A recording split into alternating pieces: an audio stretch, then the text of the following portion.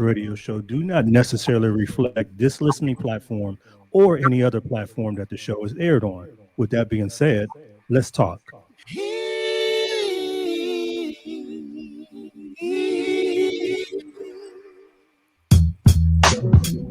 From the capital to the continent, if it's in the black community, it's in the Love Lounge.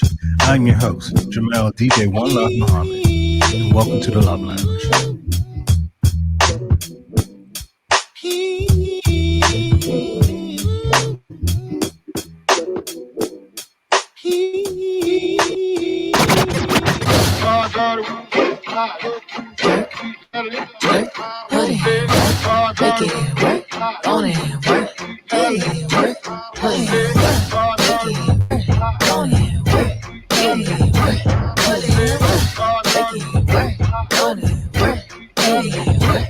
I'm putting work in till they close the curtain. Gon' go berserk then, giving them a hurtin'. Putting work in till they close the curtain. Gon' go berserk then, giving them a hurtin'. Putting work in till they close the curtain. Gon' go berserk then, giving them a hurtin'. Putting work in till they close the curtain. Gon' go berserk then, giving them a hurtin'. I'm the seed of blackness. Check out the lean in my stature. I'm certified single bananas. You can never find another queen that could capture. From the temples to the ghetto slums, get them enraptured. I'm a trailblazer. I'm a hellraiser. I'm already major. I don't need no favors. I got 7 black names to choke your tongue. Got a calling on my life that'll get you done. I'm deeply rooted. My scalp ain't never felt no perm. I'm darkly suited like I'm back from a case of germ. Black is the hole in your mama's universe where you was formed. The point of no return where fields are born. Branded by the scorn, lust the black body born. Massive brown babies scatter around like corn. Henrietta lacks E. Jean, what I'm on. We some super blacks, DC, big more. Stand up in the back, where you at, hardcore? Now get them on the floor, get them on the floor. Work on it,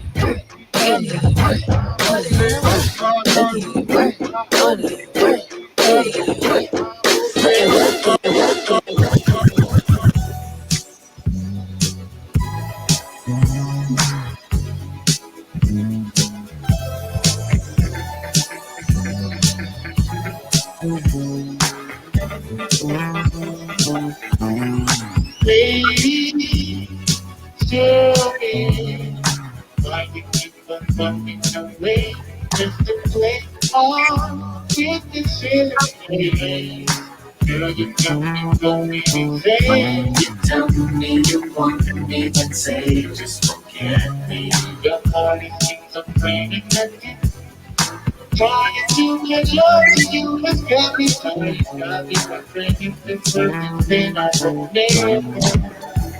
The way that you rock my world, I think what you do, yeah. The way that you got it, I think what you do. The devil's in the details. I'ma sell my soul to get what you got, lady. Trying to decide which is my little mind. But you got me lonely tonight. Your crazy's got me thinking that's the type of kid I'm looking for. I need up to your left, I can take you baby. Even though it ain't my foolish, but girl, I need a lesson. Tell me, teach me tonight. The way that you rock, I will teach you tonight. I think what you do, yeah, yeah. The way that you got it, girl. I think what you do. Yo, check, mic check, 1 2 1 2. What's the deal, y'all? Welcome to the Love Lounge Radio Show. I'm your host, DJ One Love. Just getting started, yo. We got an amazing show to go today. Shout out to my producers, DJ Jimmy Fingers and DJ Black Steel in the house. And also shout out to my moderator extraordinaire, Mod X, and the Twitch squad that is listening. And today we are talking about music in 2021 and how the pandemic has affected the musicians, the artists for the past year. And for my guest today, you just heard songs Work by the one and only Mumu Fresh and Dig by the one and only KT Benjamin. And yo, we got y'all in finally. Mumu just joined in, everybody. Everybody said what's up to Mumu Fresh. Mumu, what's up? What's up, KC? I ain't seen you in so long. How you feeling? I'm good. It's been ages. Man, it's been a minute. Yeah, good to Hey, see you. Mumu, real quick, tell everybody a little bit about yourself, like where you from, your upbringing, and everything. Then we're gonna go into the whole music, Okay. situation and everything after that. I'll tell you the short version because many long versions, but I'm from the Yes, indeed. DMV, born in Baltimore, grew up in DC, lived in Virginia for a little bit, singer, songwriter, MC, now engineer. Since the pandemic, I've been engineering my own stuff. Uh, and what else? I got an album coming out June 18th called Queen of Culture. And yeah, we got a couple new singles out from the record. Yeah, No doubt. and yeah, hope Yeah. y'all like it. If y'all don't, I don't Oh, want to hear about they're gonna like it. I open up the show with work because it. I'm gonna just put it plain and simple. That joint is cracking. That is straight up Oh, lava coming from the core of the earth, no doubt. The sun, I mean, it's burning. I've been playing that joint like crazy. Other DJs, Jimmy Finger and Black, still been playing it on the radio station, and it's blazing. And thank, we're gonna talk about your new songs, your new videos, and everything in a sec. But I want to, thank you so much. That makes me no very doubt. happy. But I want to get some shine to Casey real quick. Casey Benjamin, tell everybody a little bit about yourself, brother. Well, yeah, Casey Benjamin, born and raised in New York City, born in Brooklyn, raised in Queens. I'm a musician, songwriter, singer, producer, DJ. Working on, well, actually, my album's finished now, just doing the last minute touches on the mixes and getting it prepped for mastering. Got some really cool guests on there. This is my first solo album. Been a sideman for many years for many different artists, and yes, like it's liberation. That's all I could really. Congratulations. But, no, thank you. So I'm really excited, and I'm just in the phase of trying to find a home for the album and trying to figure out what the next move is. So. No doubt, man. So first of all, congratulations to both of you. Thank You you. both got new stuff coming out, and you're both amazing. I've known y'all for years now, Yeah, and I'm glad to have you on the show because June is Black Music Appreciation Month. So it this is is. yeah. So it's the proper kickoff to have two of the dopest out there in the game as guests to talk about Black music. And with that being said, we're gonna go into the questions. And then shout out to my Twitch squad. If y'all got any questions, post them in ModX, so make sure that she gets them to me. And my producers, DJ Jimmy Fingers and DJ Black, still jump in with anything that you want to ask or say at any time, brothers. By the way, Digital Analog Radio is Black owned. Those two Black men created this station, and it is Black owned. So, yo, shout out to Black Power, Black men, and Black women doing our things. Much love. With that being said, I'm gonna go with you first, Mumu. The first question I'm gonna ask you is, what Mhm. does music mean to you? Music is everything. I mean everything. People always ask me, "What do you do for fun?" Music. What do you do for work? Music. What do you do in your spare time? Music. It's just life. I don't even know what else there is but music. So music is I don't know the sum total of my universe. No doubt. I feel you on that. What about you, Casey? What does music mean to you? Music to me is it's everything that I don't get to say with words. Growing up, I was very kind of like a very shy kid, and I guess I still am kind of an introvert. Right. And I think music is the most honest language for me, and it's very honest and very pure, and yeah, it's my water, it's my air, it's everything that I need. Yeah. So let me ask you this, Mumu.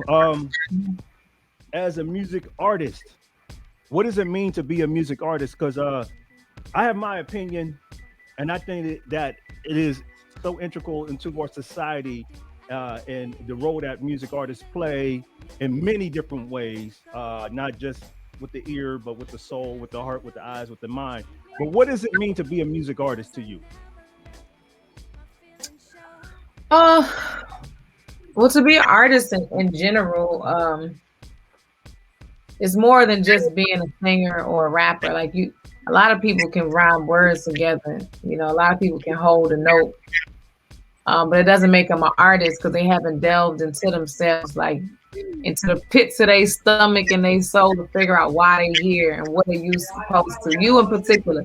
So, oh my God, my son's so loud. I'm sorry. Give me a second. It's all right. It's all right. Casey, what about you? What? I'm sorry. The question What does was. it mean to be a music artist, the actual artist, a music artist, musician, singer, all of that? What is it to be the actual artist to you? I think the way I look at it is like I really look at like people like myself and Mumu and other artists. Like we're kind of like superheroes, and it's like we're able to do things that or have the courage, because to be an artist is courage. That's really where it comes. Like people like to piggyback on what Mumu said. Digging deep down into the gut. Not a lot of people can do that and be vulnerable. To be on stage and to be completely vulnerable and show yourself to people that you don't know and jump into the water without a life vest and you might drown. That's an artist to me. And I think it's a very courageous and very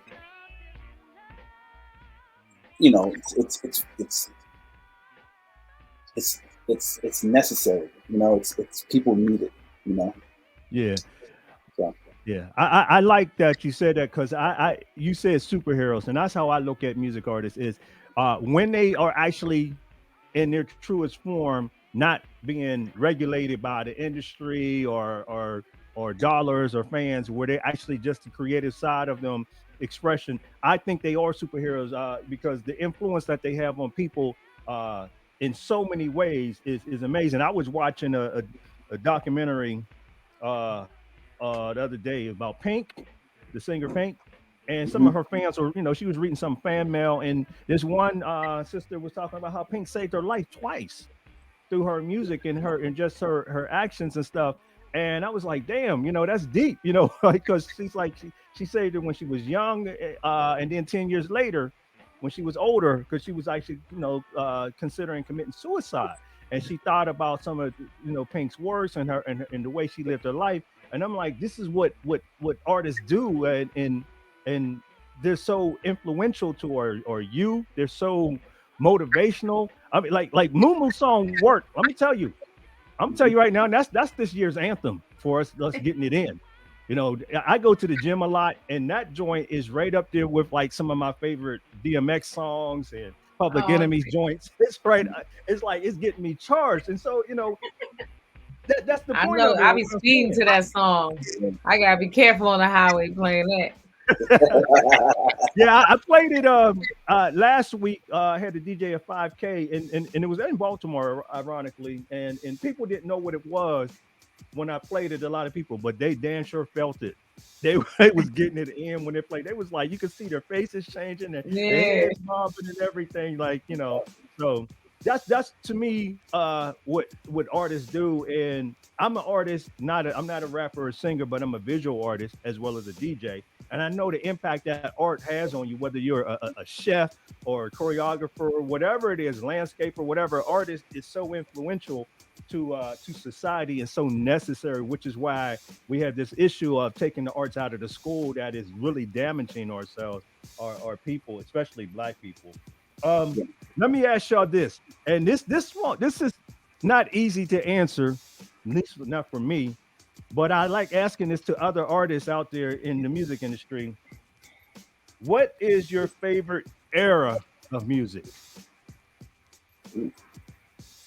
60s, 70s, 80s, 90s, 2000s. What I'm gonna say about 1975 to like 83. Yeah. I like the mid 60s, the mid 70s, my favorite. Why, for both of you? Let's go with you first, Mumu. Why the mid 60s and 70s? I like the tone and singers' voices. I don't know if it's like they was eating a lot of fatback and hog mogs or what, but like they had something different in their voices, very guttural. Like, they had this pain, this expression. It wasn't all pretty and cute. And a lot of time, it was soul, it was spirit in their voice. A lot of young artists, because I teach music too. I got an online platform I teach called Mumu, and I teach a lot of students. And even before I started that platform, I would go into schools and, do that school programs. And I noticed that young Black children are missing that spirit inside of their Yeah. voices. I don't know because they don't go to whatever, they don't pray like they used to or whatever the case may be, but they have a hard time connecting with that thing inside of them. That's like the essence of all that they are. And that's the only thing I connect with. When I get on stage, I'm going to pray. I'm asking God to help me tap in. If I don't tap in, it wasn't a good show. Like we ain't do what we came there to do. And a lot of artists, they don't know how to tap in anymore. And during that time period in the 60s, like people's coming straight from the church, coming straight from the South, they knew how, that's all they knew how to do was tap in. And they did it every single time. Every time. And so when you see a lot of artists from around the world mimic that sound, you can hit every note and you're going to miss the spirit though, because the spirit is in the experience, the understanding of our history, it's in our struggle, it's in our relationships with our families, the community. Like, and so you can't really extract that sound from the experience that created it. And that's what you see happening, now. And so that's why that spirit is missing. And when I first came into the music industry, that's the very thing they was trying to get rid of inside of me, because they said it makes you sound too old. I said, it reminds you of your ancestors. That's the whole point. I'm calling my ancestors to walk next to me, but they couldn't get it. They wanted to strip it out, raise the higher frequencies, compress it, strip it down, and I hate that sound. Don't put nothing on my voice. I sing it how I want to hear it. I sing it how, that's it. I Right. don't put anything on my voice because you are stripping away the God out of my voice. Not everybody get that, but they know that you feel it. You know the difference when you hear my record and you hear somebody else's record. You know Yes. where God at, and that's know what I Yes. mean.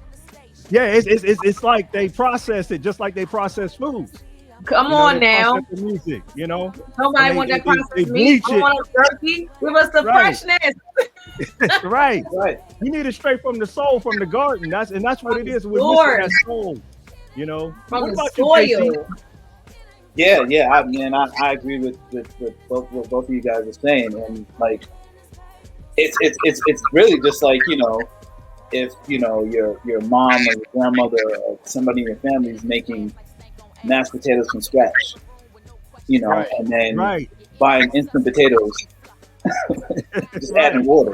Yeah. It's not the same, and the struggles and all those things that Mumu was saying, totally dead on point. Um, yeah, I think that's what really fascinates me about music from the 70s and the 80s. And my father was a DJ back in the 70s, and I could probably say about 80% of my record collection is from my father. Right. And just growing up and listening to the music and looking album art, album art. You couldn't even, Man. you can look at an album and not even hear the music, but look at the Yes. album art and you could just be like, oh shit, like this is like Yeah. amazing, and just be inspired from that.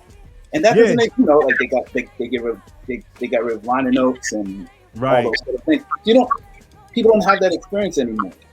Now, You you know, know what? It's crazy you bring that up because that was my big thing when I was a child back in the 70s.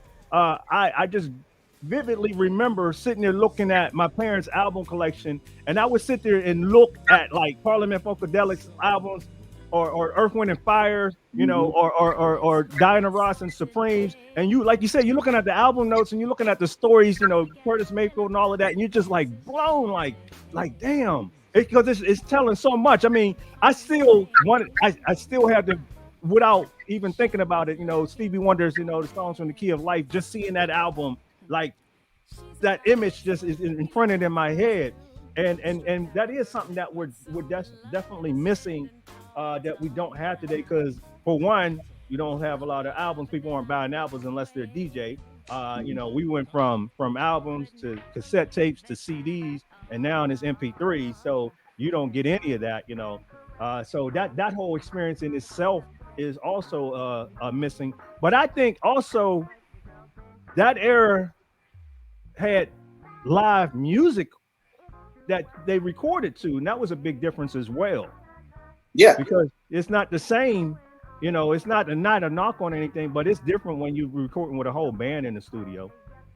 yeah, absolutely. And just to add to what you just said, what fascinated me too was looking at those albums, and a lot, in the '70s, a lot of those disco albums or funk R&B albums, they were jazz musicians, Yeah, and seeing the connecting pin where they were on all of those sessions, and that to me it was really intriguing, it's wild yeah. because like for me, I'm being dead honest, Mumu.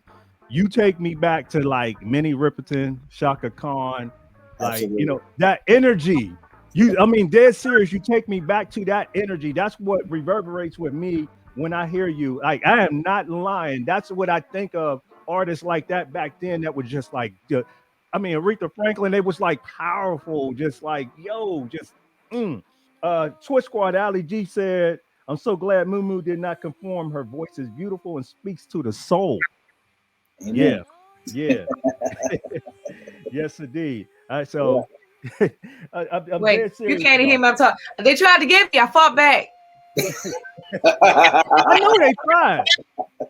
I know they tried, and we're gonna talk about that aspect of it in a little bit as well. But I'm gonna ask y'all this next question, and this is even more difficult for me. Who are your top 5 artists and why? Let's go with you first, Mumu. Top 5 artists, like what? Well, like that In music, inspired me as a in child or music. something. Yeah, just your top 5 that you would have you top of your head. Who's your top 5 favorites? I guess, and that's so damn hard to do. I know it's not even right. I just say Yeah. like people who really influenced my music. Lauryn Hill, Outkast, the Wu-Tang Clan, Right? Nina Simone, Mm-hmm. um, and who I'm gonna get this last spot to here. It's so hard to do. It is. Black Star influenced me a lot when Woo! I was growing up. Yeah, I mean, it's only one album, but I listened to it. You know what I mean? I let my tape rock to my tape pop. yeah. You can listen to that. You know a good album when you can listen to the whole thing without touching anything. And I know, remember. and know all the interludes. Yes. All the interludes. I can still recall all of the interludes right now, word for word. Yeah. And No from, doubt. I was like 9 years old. I can tell you all the interludes. Man. Yeah. That's one of my favorite traveling albums, without a doubt. Just hit play and ride. What about you, Casey? Top 5. Yeah, I was trying to think of them while you guys talking. Herbie Hancock, Mm. Leon Yeah. Ware, Mm-hmm. um, Quincy Jones, Okay. Bill Withers, Woo. Rest in and peace. I'd probably say Q-Tip. Ah, yeah. Okay. Okay. Deep, deep, deep. That's man, that's a tough question, man. It You could break is. it down in so many, vocalists, musicians, producers. Like, I mean, there's so many ways you break down. You know? So with that being said, we've seen changes throughout the years, but in the past 5 to 10 years, the music is more similar. How is it the past 5 and 10 years different from the previous 40 to 50 years? So going from basically like 2010 to now versus back in the, like you said, in the 60s. I even go back as far as the 50s because for me, one of my favorite artists is Sam Cooke. Um, but so how is the music different from today in more recent years to those past generations? Let's go with you, Casey. first thing that comes to mind is patience. It seems like very few people these days have patience, you know, and people look for the bells and the whistles rather than just take the time to digest music and digest the entirety of the art. And everything today is, I won't say everything, but it seems like the majority of stuff is disposable. Right. Disposable music, it's just, you know, it's here today and gone 2 days from now. And, that's what I try to do with the music that I create, is creating timeless music, or music that just, you know, just stands the test of time, you know. And yeah, I would say patience is the biggest difference to me. All right. What about you, Mumu? Well, the music is different because the people are different. Woo! They are. Our experience is different. Our neighborhoods different. Our communities are very different. You know, my mother grew up before integration, and she has this idea about the Black community that I keep telling her don't exist no more. You know, she talk about it's like, and we as Black people need, I'm like, Mom, that's not what it is no more. Right. Black people are very different than they used to be. It's not really that kind of collective consciousness no more. You know, well, when people start getting more options, you start to see where their loyalty lies. You Right. know, we ain't got to struggle with you, will they?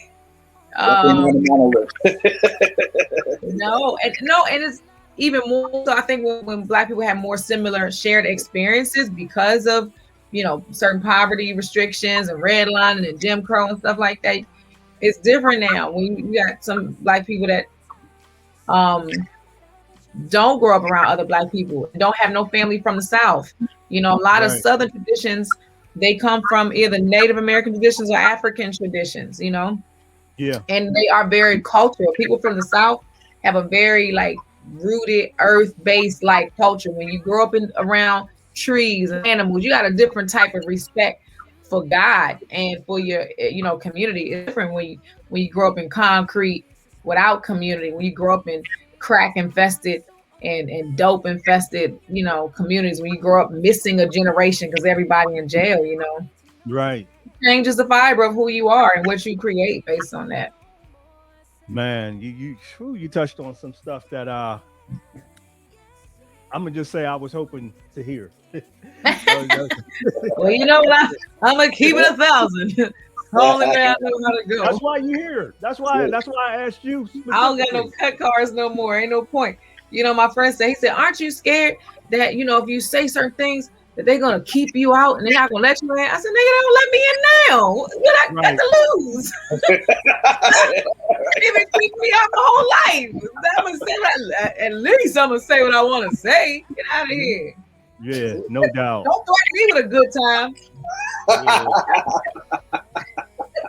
So let me ask y'all this: both as writers and producing music, how has technology changed the music industry, good or bad? Well, you know, how has it impacted?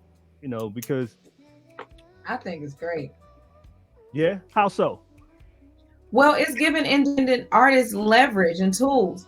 You know, my mother, one of the greatest singers alive, maybe dead or alive, couldn't go and record her own music. Right. She had to ask somebody, am I good enough for you to accept me and sign my name on this paper and record me, sir?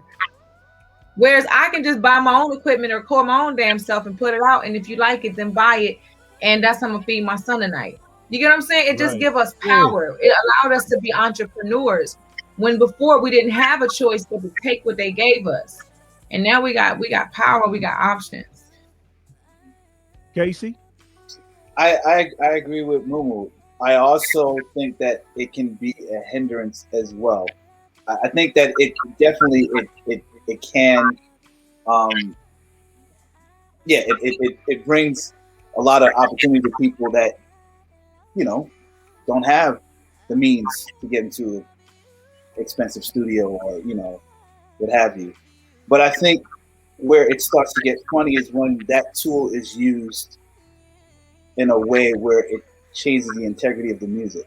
And maybe, you know, maybe I'm a purist in that way, and I'll take that. That's fine.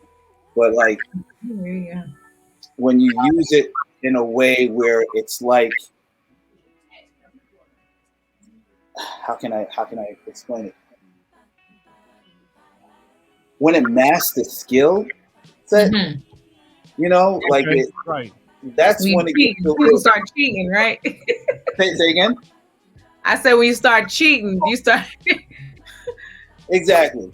So and it kind of takes away from, you know, like Mumu and myself, where you know, we grew up learning the skill and Yeah. like old school way, you know. So when Yeah. somebody uses technology to bypass all of that, and then like I get, you know, I'm not I with feel that. you. You I know, feel you. Casey, you used to be able to tell when you got to the show if they was really good or not, but now they can just put the effect on the microphone at the show too, and you know, you There you go. you're living a whole Right. fraudulent life. Nah, I'm with you. I'm a purist too. I Right. don't like taking no quick one. Don't put no auto tune on me. Period. I Mhm. don't want it on me. Like Mhm. I'm gonna sing it. I'm gonna sing it correctly. I'm putting this amount of hours to be good enough to be able to hit that note. So I'm gonna do it. You know why? Because I want my tone and my texture, and my timbre there. I don't want that being altered because that's, like we said, that's that spirit again too. So I do Yeah. get what you're saying in terms of that. Like, yeah, I like the Yeah, no doubt. unadulterated. Yeah, Exactly. yeah, Exactly. no doubt. So check it out. This is the Love Lounge radio show on digitalanalogradio.com and Twitch TV/DJ One Love. And that's me, your host, DJ One Love.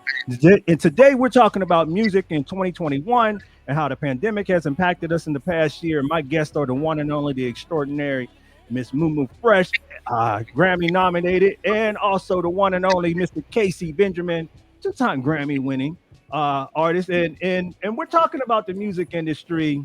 But I want to go back to y'all roots. Like Mumu, you're not Mhm. just an artist, you're also an activist. And if people didn't know, they finding out right now that you got a head on your shoulders, you got soul in you. Tell me, and that's important because I think that's something that we don't see enough of today.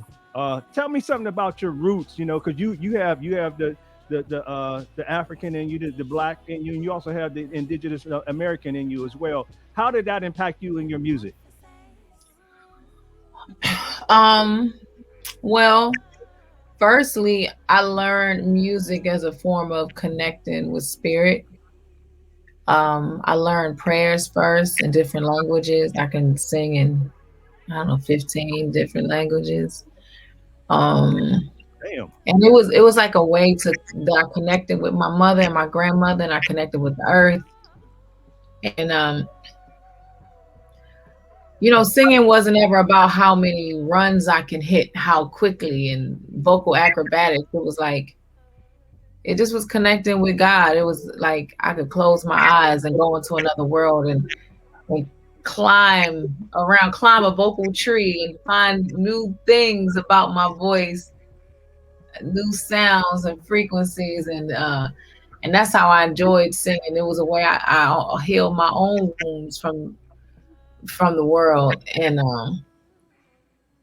so I learned those songs from my mother and my grandmother. And I started writing songs when I was maybe 6 or 7 years old. I started writing raps and rhymes and freestyling, battling when I was maybe 9 or 10. But both my parents are activists. And, my father would tell you he's public enemy number one. That's what he calls himself. So I learned from them. I learned history from them. I learned to be aware, to not take anything for face value, to investigate what people are telling you. Don't trust the government. Right, right. And they gave me a lot of reasons why, and I was homeschooled. So I studied. My mother put the curriculum together for me based with a lot of Black and Native scholars, so I would know the truth. And I mean, the state didn't recognize my education, That's all but right. when I got to school, I got skipped, so I must have learned something. Yeah. But yeah, that's how I learned. I understand. Like, people always ask me how I got into active. I didn't get into it. Like, to me, activists are born. You born with a certain sense of like justice. You're an activist because you're a person that can't stand to see something unjust go down. Yeah. Like it bothers you. Some people can keep on moving, like, ain't my business. But there's some Right. of us who can't Yeah. not address it. Who, you know what I mean? You can't see it Yep. happen on your watch. Like, and that's, I've been like that my whole life. Got in trouble for it many, many times because I just couldn't mind my business. I had to do something about it. Yeah, I feel you. I know all about that. I feel the same way. I've always been that way. It is what it is, It's and in it's you. It costly. ain't on Yeah, you, it's in you. no, it is what it is. So Casey, your roots. So you got Grenada in you, and you got a Panamanian in you, correct? Yep. Yeah. So how did that influence you as an artist? Well, growing up in New York and just in a Caribbean household, Afro Latino household. Mm-hmm. So there was always soca music. There was always soca music playing, and then you had the R&B and disco and lights. And I grew up in South Jamaica, Queens. So Right. in the 80s, they started hip hop, and going to high school in Manhattan, and I went to performing arts high school. So a lot of my friends were into punk rock, so I was hanging around a lot of punk rock kids, Mm-hmm. and also hanging out with the jazz kids. And so New York is just a melting pot of just all types of influences. So that's where it really came from. Yeah. So it's funny, I never really considered myself a jazz musician. I just consider myself a musician. Right. With the teachings of jazz, learning jazz improvisation and theory, it kind of makes you like a Navy SEAL, because you can step into any situation where you can create, you can write on the spot, you can, improvise. I mean, you look at Rolling Stones, they have jazz musicians. Right. Motown, jazz musicians. Michael Jackson's albums, all jazz musicians. Yeah. So it's a skill level. So I mean, that's where it came from for me, growing up in New York and putting all those pieces together and being around all those influences. But yeah, definitely culturally, my Panamanian roots and my Ghanaian roots, definitely had I like to say I have my mom's heart and my father's swag. So No doubt.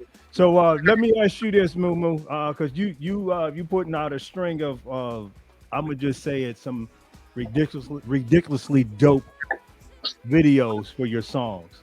Thank you. I mean, like those who have not seen it, go check her out, Mumu Fresh. Go on Instagram, on her website, YouTube, whatever, and check out some of her new work.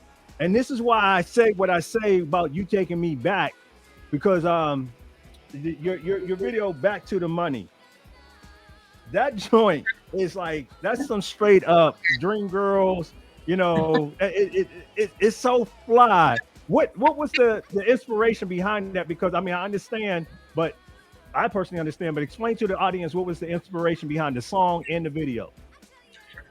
Well, it's about artists being paid their worth.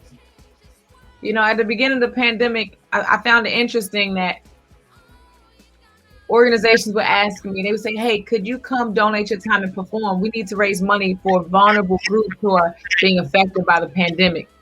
So can you come perform for free for other people who really need help, not including you? Like, who is more of a vulnerable community than us? You know what I mean? I'm an entrepreneur, I'm a Black woman, I'm a mom, you know what I mean? Like, where's our fund? You know what I mean? Like, y'all gonna go back to work. Y'all can work virtually. We are touring musicians, like, and I said that to one of the people I was speaking to, and she said, I never even considered you. Consider that.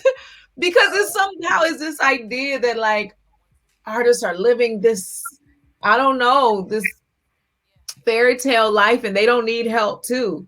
And there's a stigma that artists are not supposed to be asking for help because you're supposed to look like you already got it all together. So that creates this other layer.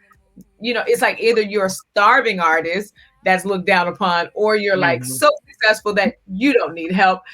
Anyway, and so I find that a lot of times there is this like hesitancy about wanting to pay artists for their time and their, work. And you pay everybody else is getting paid, but you feel like the artist shouldn't get paid. And so the name of the group, me and Dummy, my production team, is called Vintage Babies. Mm-hmm. And so I created like a little skit in the beginning. I wrote this skit to talk about a time frame when artists used to have to sign contracts, and sometimes they couldn't read, or they weren't provided the contract, or they didn't understand legal language. People can't understand legal language now. And so they would agree to things and not be paid, or just being jerked around like I pay you when I pay you, and not really having the respect of any other business person where you would pay them for their services. If you have a plumber come to your house, you got somebody repair your air conditioner, you're going to pay them when they do the service, not, when you feel like it. So it was about equal pay, right? Pay up. And it was a lot of fun to shoot too. I enjoy acting. I got to get my little acting skills off, a little something. I played Dolores Divine. That's what I call my character. And DJ Dummy was Rufus Robinson III. So it was really fun. So check it out. And all of our videos, there'll be period pieces, which, can I tell you, is incredibly difficult. I had no idea when I set out to do this. The piece that's going to come out after this one is staged in the 1800s. Mm. So yeah, I clearly like hard work, but y'all killed it though. Y'all killed it. I mean, it, like literally, it was. We were talking about it last night. We were cooking out, and it was like, "Yo, Mumu was like putting this whole production thing down. Like, her videos is like, you going up into that Michael Jackson type of stratosphere with the whole. You don't even need to hear the song; just watch the video and see the acting and everything. Thank you. Like and all that. Our first piece, when I sent it to Dummy, it was 16 minutes long, and we put Rap God and Work together in the same video. And then I did a brainwashing sequence where I was like, I kidnapped all these whack rappers, and I was going to reprogram them for the revolution. And when I first I said, okay, Dummy, I had this idea. I'm going to kidnap people for this video. And when he watched, he was like, yo, this is not a music video movie. This is a movie. You just made a short film. What are you doing? I was like, I know. It started out as a video. I just kept having ideas, and now it's a movie. So. We got to get those joints on Netflix. Yeah, I got to check it out, man. I'm in agreement. Yeah, they're all on my YouTube channel. You can check them all out. The first one's called Work of a Rap God, because we put work and rap God in the same video. And the second one's called Back to the Money. And at the end of this month, we're releasing one called North Star. That's the one staged in the 1800s.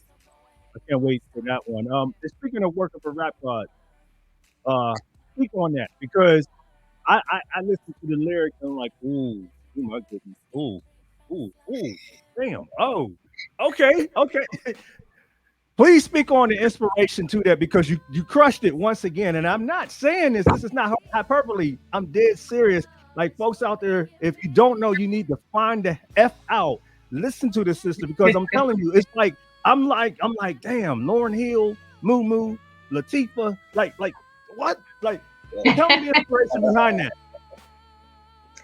I mean, Dummy just put on this hard ass beat, and I was like, ooh, I got some things I need to say.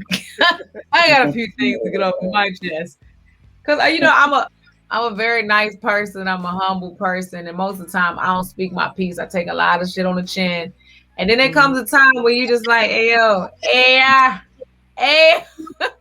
you know what I mean? You guys say what you guys say. Like, let me let you know. I just want you to know that I know what's good. I'm just not hurting your feelings right now, but I'm not confused about what it is. So when I heard that beat, I was like, oh yeah, it's time. It's time. So, I just started the verse off with, I'll make you rewrite your verses. I'll make you repurpose your purpose. Search for your worth in the curtains ain't personal. I'm murking everything lurking. You know what I mean? I had the bug eye, real crazy eye look like that. Oh my goodness. You know a killer when they talk to you real calm, right? When they threaten you real exactly in your ear. They only got to yell at you. They just like, go. Let me talk to you. Yep. On some Goodfellas move, Right. You hurt my feelings. You offended me. You must Yeah. now kiss the ring. Yes. Yes, indeed. And yo, Black Steel, if you got any questions that you want to ask or fingers, please jump in. But Casey, first of all, a lot of people don't know this. You're also a DJ as well. Mm-hmm. All right. And me and you share the same birthday, October 10th. So we both Right. Libras, you know. Mhm. You work with a rack of people. You and Mumu work with a rack of people. But let me see this list because, like, I had to print this stuff out because it's like there's no way I'm gonna remember all these folks, man. All right, so of course you got Robert Glasper. All right, you know, and that those albums were just banging. I remember this one brother. His name is Renee, older brother, who when I would DJ over in Brookland area used to come to me and be like, "Yo, One Love, what's the hottest album out right now?" And he's like, "I just want to pick your brain."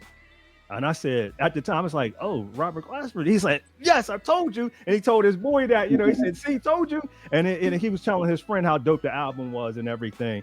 You work with Rob. What's that like working with Robert? Um.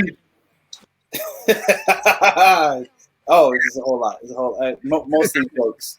You know, he's a fucking fan. But we went to college together. We met when me and Robert around the same age. We met like when we were 18, 19. So, you know, we were in the trenches together, cutting our teeth. Side members, legendary jazz musicians, and, you know, whatever. I remember when Rob he got signed to Blue Note, and he put out 2 albums on Blue Note with his trio. And he called me one day, and he's like, "Hey man, I want to start this group where we literally play everything." I'm like, "Well, let's do it." And that's how the experiment started, Right? basically. And That's yeah, it simple. was. I'm sorry, guys. I said it was that simple. That's simple. Yeah, I mean, you know, we just, you know, at the time we were all at the new school, so a lot of cats, you know, myself, Rob, Bilal was there, George Mandrell was there, Marcus Strickland, a lot of jazz musicians, Keon Harold was there, a lot of cats. So it was a special time in New York, and at that time, it was a popular thing where a jazz musician, we would have our jazz gig, and then we would have an R&B hip hop gig. Right. You know what I'm saying? So like, you know, I would be doing something with Buster Williams, and then I'd be working with Andy Stone. Mm-hmm. And I would be with, you know, Christian McBride, and then he'd be with Common, you know, Right. or that was just a thing. You know, you would have these 2 sort of worlds, but they were still connected. But yeah, you know, Rob is good people, that's my brother, and yeah, we had this, you know, great ride, you know, the experiment, and Yeah, but y'all won some Grammys though, man. we did. Won a couple of Grammys. That's huge. Yeah. I mean, I cannot lie, man. I play so much of those albums when I'm DJing, especially for like events where like weddings and corporate events and people, you know, it's the energy is so nice and just I don't know how to describe it, but it's just so smooth and just cool, man, and just great music, you know. And I'm always playing stuff from those albums. Um, let's see, you work with and we're gonna get to you, Mumu. Trust me. You work with Roy Hargrove, Betty Carter, Mm-hmm. Derek Hodge, Victor Bailey, Chris Bowers, Kendrick Lamar, Nas, Q-Tip, Mos Def, Lupe. I was just listening to that joint with you and Lupe. Oh yeah, that was fun, man. Lupe, That's man, the that's dope my ass song. Woo! Yeah. It's on that. It's on the same level with Mumu and hitting it hard. You know about the realities of what we're dealing with in America. Exactly. You work with Kanye, Busta, Diddy, Heavy D, rest in peace, Consequence, Logic, Wyclef, Bilal, Anderson .Paak, Mary J, John Legend, and Beyonce. Is there any other room for your resume? I mean, goddamn, bro. You know, it's the day of the musician. You know. Yeah. And I'm just saying that sort of the audience understands who I got right on my screen right now, the two of Yeah. you, because uh same thing with you, Mumu. Oh my goodness, first of all, as a songwriter, you've written songs for, of course, Common, who you toured with. We're gonna talk about that. Glenn Lewis, The Roots, Vanessa Hudgens. What a lot of people don't know about her, which is crazy. You performed, shared the stage with The Roots, Dave Chappelle, Sting. Sting is one of my all-time favorites. Just letting y'all know, Sting is one of my all-time since the Police days. All right, so that right there, Bobby McFerrin. Another one, I think, yeah, Bobby McFerrin, Layla Hathaway, of course, Erica Badu, Rhapsody, Burna Boy, BJ the Chicago Kid, Molly Music, Lauren, Ed Sheeran, Billy Ray Cyrus, D'Angelo, Femi Kuti, Aloe Black, another one of my favorites. Let me ask you this though, Mumu. Well, because you also have Bruno Mars and you've also performed with Nas. I want to know, what was that mama like? Because see, I'm a fan of hers. What was she like? Oh, is that mama? Yeah. She's like a mother to me. She was the first person to ever let me bring my child on the road. Wow. I learned a lot from her. I learned how to loop. She let me be my whole self. I didn't have to like compartmentalize myself. She let me be my whole self on stage, and she it was a lot of love. Like it was all women, and it was so much love. Like she never felt any type of way. She never tried to like mute me in any kind of way. She always was like trying to be your biggest, brightest self. Because the truth is, I make her show better. I lift her up as well. When she lifts me up, I lift her up, and it makes the whole experience more beautiful. So I met her when I was like 18 years old, and she took me under her wing. It was like a mother to me. So okay, yeah, I'm a big fan of her. I've been a fan of hers for a long time. Crazy that my mother played her music in the house when I was a kid. So when I finally I met her in Switzerland, and I was like, really bugging. Like, I can't believe I'm meeting her. I called my mother, said, I met Zach, my mother, the one that used to play in the house all the time. And like, in matter of fact, the day I met her, we were at sound check, and they had all the catering was gone. Mm-hmm. She literally takes food off her plate and makes a plate for me to eat. She ain't know me from a can of paint. And was like, come here, baby, let me feed you. And like, you know what I mean? Like, she always been like that to me, really just caring, loving. KC, weren't you at Cape Town Jazz Festival? Didn't I meet you at Cape Town Jazz Festival? Oh, you took the words right out of my mouth. I was gonna say that's Cape Town Jazz. That's where we met. What year was that? That was like 2009 or something like that. It was, yeah. My son was 3 years old. Wow. That was like the first time I left him to go overseas, and I went there with Zach, my mom, to do Cape Town Jazz Festival. And I remember, because I didn't know who you guys were, but I was just like, ooh, Black Americans, They was talking about us doing a jam session. And I was just, just hanging out with y'all, like, man, y'all are fun, right? And so I was like, y'all play instruments, right? Y'all want to have a jam session? So I don't know if you remember that night, Chris Dave, he wanted to play every beat he ever learned to throw me off so I couldn't rap straight. And he was like riding the bull. I was like, I went there. I was like, nah, I'm staying with you. And I just kept changing my flow. We kept changing the pattern. I kept changing my flow. And I knew he was testing me. I couldn't figure out why. Like, why you want to do that? Why you want to go and do that, lover? And then finally, I looked back at him. He looked at me like, all right, you passed the test. And then he just played straight after that. I said, this guy's crazy. Yeah, that's we rocked out the rest of the night. And then, like, after that, we was like thick as thieves. We all been hanging together since. Wow. Yeah, I remember that night. That was a fun night. I was think about when Chris came into the experiment, because Chris wasn't the original drummer. Okay.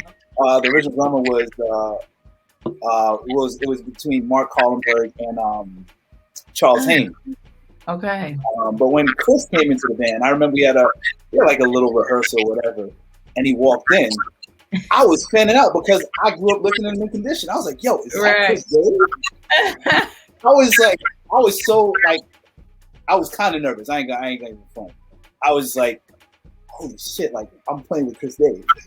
Right. But I was a little intimidated, and like Oh, he's he just intimidating. has that, yeah, he has that like that energy, like he'll fuck with you, and then Uh-huh. like you said, after the test, he's like, yeah. Wow. I love playing with Chris. He always upgrades my musicianship. Like I know I'm gonna learn something when I play with him. So I'm on my toes. A lot of gigs, we know when you've been doing it as long as we've been doing it, you can kind of coast through, right? Most songs kind of got the same kind of chord progressions. You'll figure it out. It ain't that deep. Mm-hmm. But it's certain artists you can't ever sleep on. You better don't you ever sleep. Terry Lynn Carrington is like that. I played a gig with her and I told her, I'll be honest, I was getting a little lazy and I didn't really study the music like that.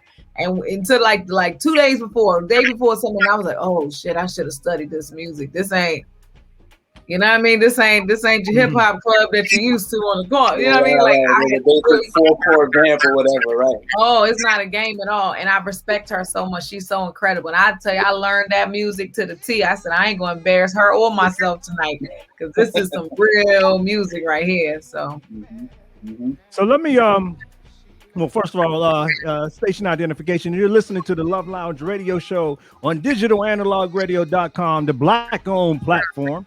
Owned by DJ Black Steel and DJ Jimmy Fingers. And you're listening to it and watching it on twitch.tv/DJ1Love, which is me, your host. And today we're talking about music in 2021, and we're talking about the pandemic's impact on music. And my guests are the one and only Casey Benjamin, Grammy winner and Grammy nominated, the one and only Mumu Fresh, who was blazing it to death without a doubt.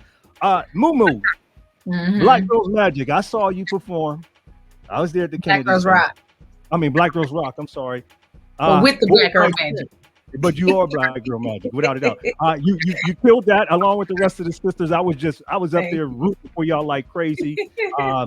What was that experience like to work with all those Black women that were just so grand?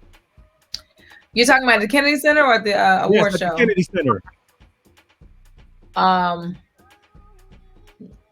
Yeah, I mean, it's always an honor to work with Beverly. She's such a visionary. And it's not just like the part you see is a concert. She does work all year long, like pouring into girls, funding young girls and their business ideas and their careers and their endeavors. I mean, so I wish I knew about I wish there was a Black Girls Rock when I was growing up. But So it's dope to be able to do the thing that maybe you didn't have and to inspire somebody else. And yeah, and it's just a lot of love. It's just a lot of love. It ain't no craziness. It's just beauty and it's love. And I always, whenever Beverly calls me, I don't even think about it. I don't even check my calendar. I'm like, yeah, I'm there. I'll be there. No doubt. Yeah. It was amazing. It's a powerful experience. So uplifting, and I'm such a strong supporter of Black women in every phase that I can. Come on. No, God loves you. God loves you. Yeah. Ain't no us without you. Yeah, ain't no us without the you. So for real, Black women. Most of the lessons that I've learned in life, and being a Black man, has come from being from absolutely. So, hands down. And I even people that follow me over the years know, even as a DJ, I strongly have played a lot of Black women's songs, especially Black rappers as well, because they completely changed the game. They gave it a edge and a diversity and a color that you didn't have. And I think that, to me personally, that was one of the problems we saw for the last 20 years, is that you did not see as many Black women in the rap industry in mainstream out there. And I think that's one of the reasons why it became so bland.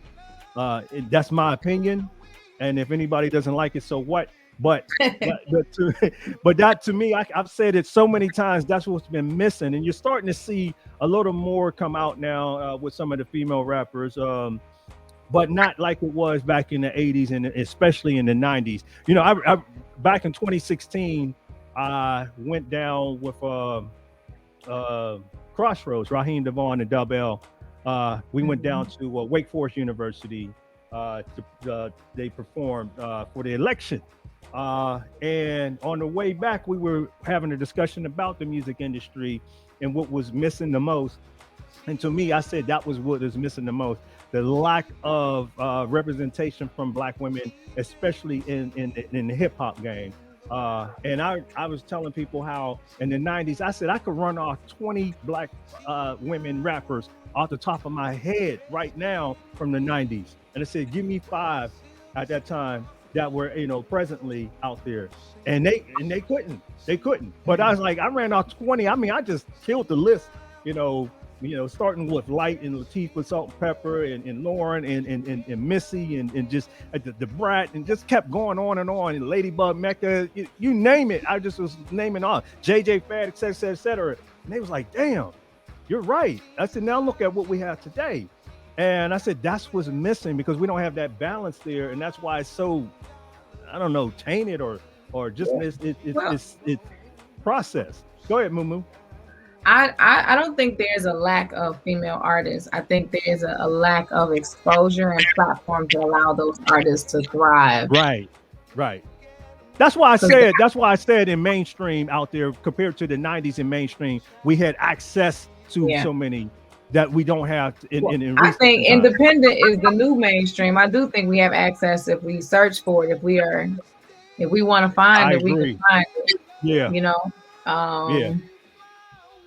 Yeah, it's just about what we looking to support. It's like a mom and pop shop versus a Walmart. You're gonna get a different experience.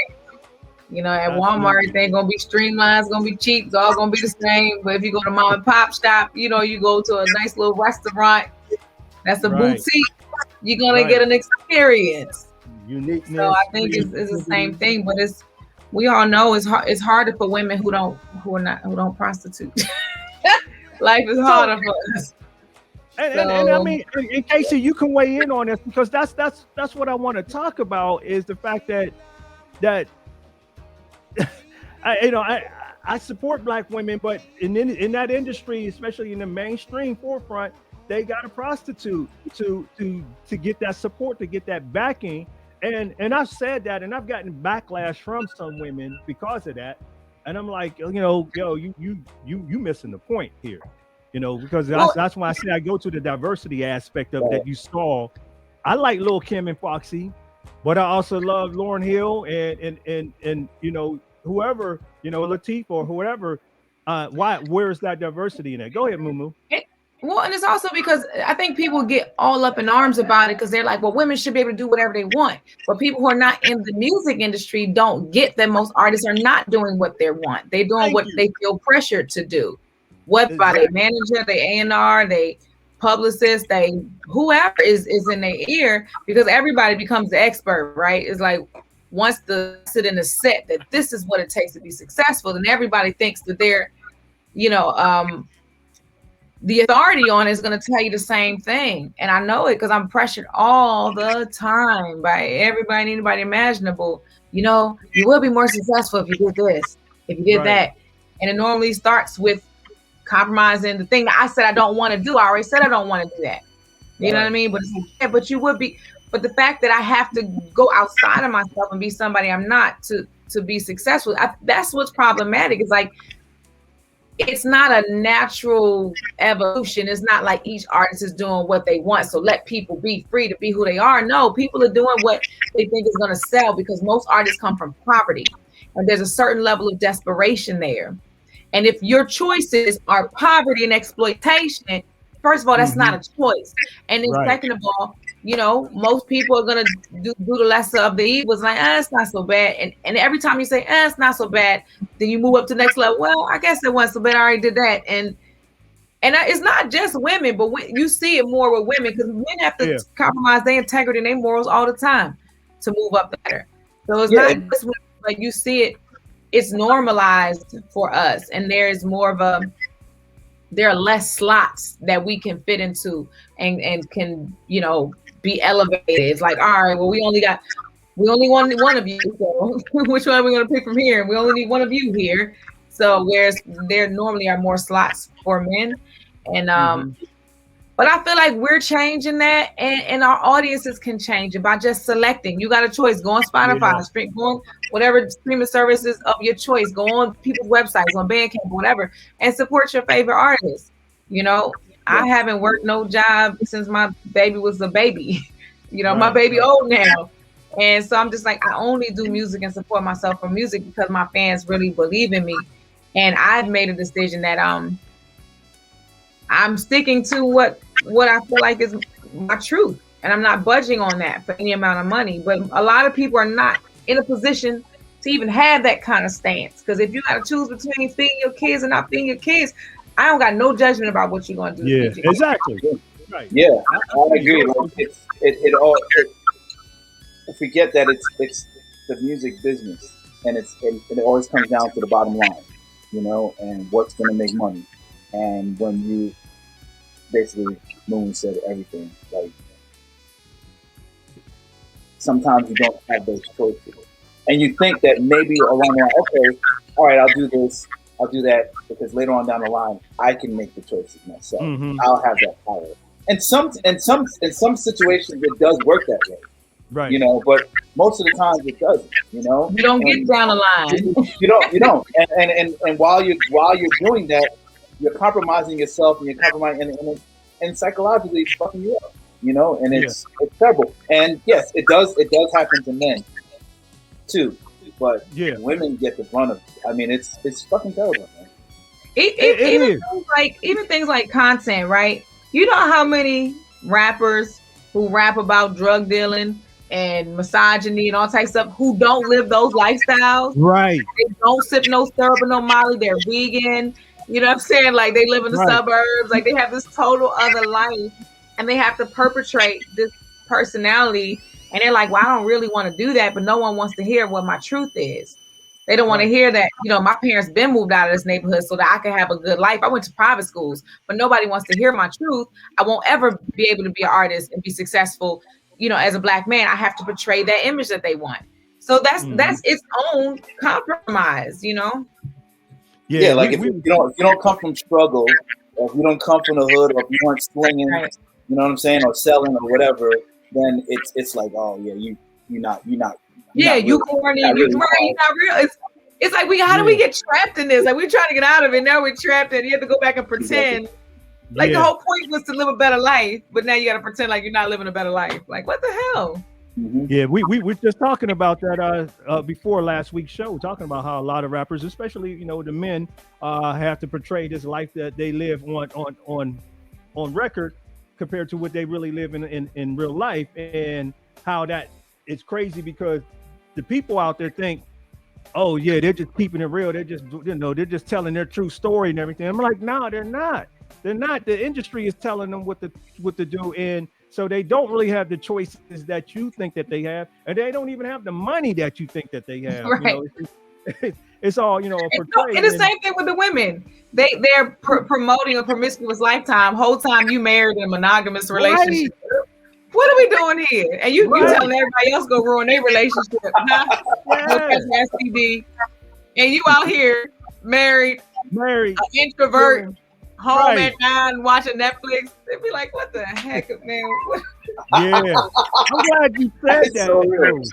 I'm glad you said that because people need to hear from someone in the industry because, you know, I work in the background of the industry, production, you know, with the events and stuff, as well as DJing. But you're out there on the stages, and you're saying it, you know, and you see it first. And then these writing rooms, you got these people that's on, you know, in these publishing houses, and they getting together just writing the same old.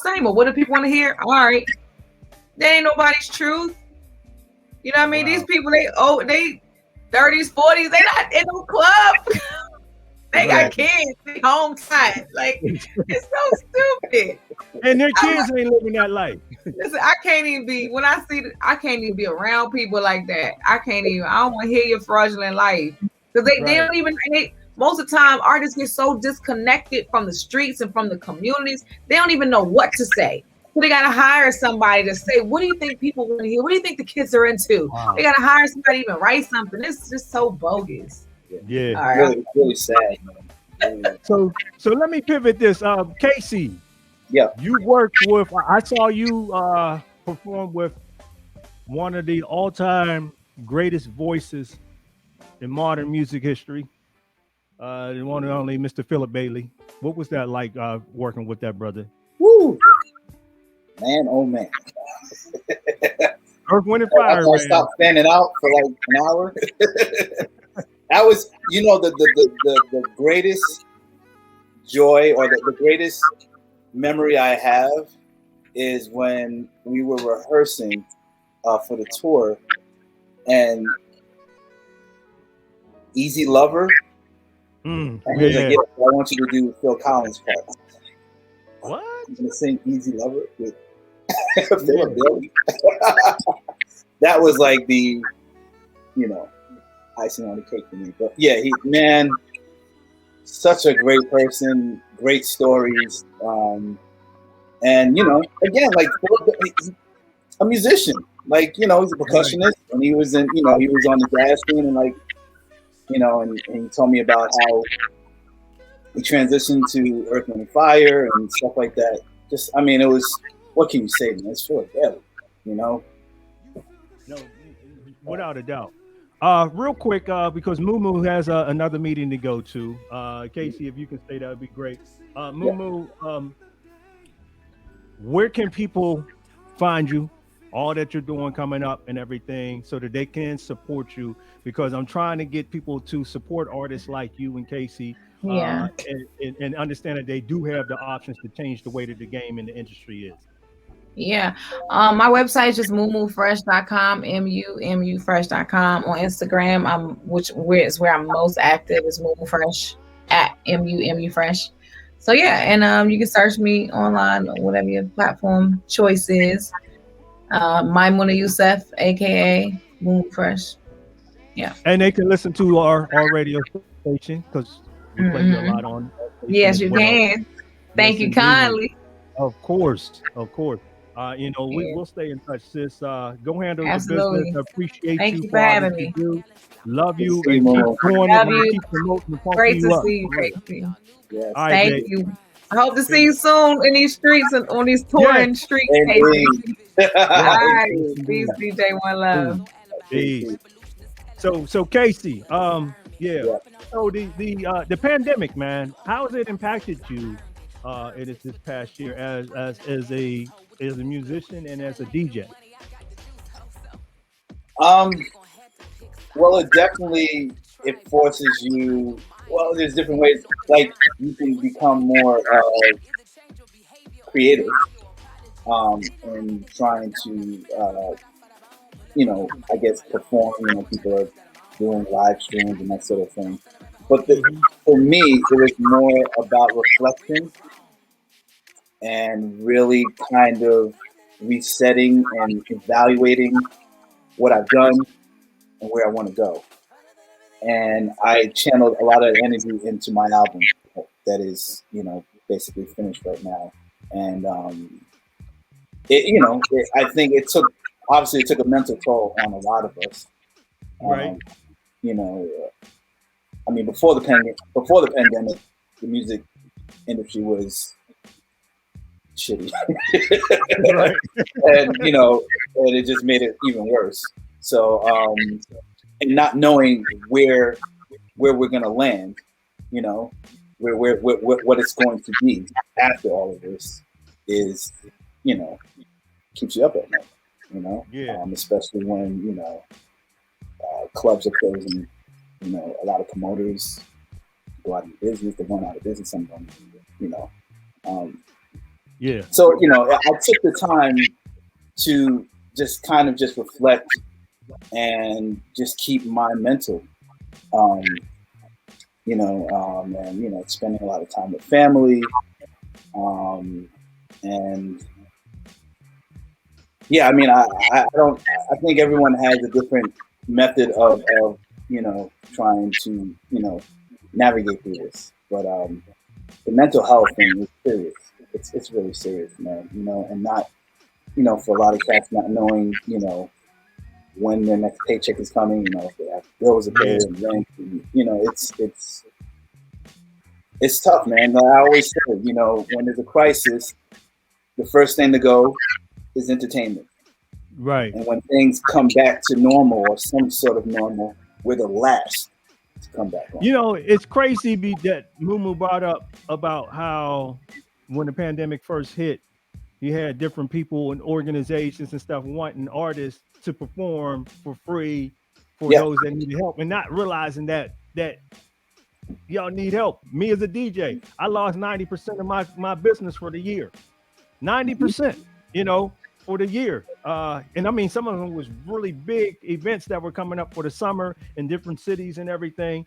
And I'm like, people aren't even thinking about that. And they would hit me up, we're trying to raise some money for this or that. And I was like, well, you gonna raise some money for me? It's, you know, exactly. We're left out of the equation. It's like, people don't think that artists, we have rent and mortgage and light bills and all that type of thing. And then we'll pay you when we want to, or so now I have to wait right, 2-3 months. Do you wait 2-3 months for a paycheck? right. Would you think that's ethical? No. So it's a lot of that, and it's so frustrating. And it's something I'm glad that Mumu brought up. It doesn't get enough light. No, I think that musicians and artists, we live in this fantasy world where we're just happy to perform. Doesn't matter how much money or what money we get. We're just here to entertain people and take you away from your woes and worries. It's such bullshit, man. Yeah. So I get it. Are we allowed to curse? I didn't even know. I didn't ask. I didn't know. It don't matter now. Do it. Okay. I asked to limit it, Oh, but at the same time, the show is for adults. But I asked to limit it, but it ain't a big deal because you're using it in proper context. DJ Jimmy Fingers, if you have a question, or Black Steel, if you have a question for Casey, please let me know what's up, because I know y'all definitely talked about wanting to talk about this subject as well. And being that you are the co-owners of the radio station, and both DJs and music lovers, I know you have a lot to discuss on this whole subject as well. So, Fingers, if you got something to say, let me know what's up. Do we have a question? What opportunities are there for artists in terms of mainstream radio? Is there any opportunities for artists to really get placement without going through the ills of payola and things of that nature, or is mainstream radio just really? It seems like mainstream radio has almost become a wasteland in the sense of just somebody having a good song and getting it placed. Is that really the case, or is there still some stations that they just hear good music and place it? I think those where you have where you can get to mainstream radio. I do believe that there are ways to do it in the regular way of just putting out music and going through regular stuff. I think it happens, but it's extremely rare. I think there's still a lot of payola. I think there are a lot of gatekeepers that keep you from that sort of thing. And being that it's everything is smaller, so it's even tougher now.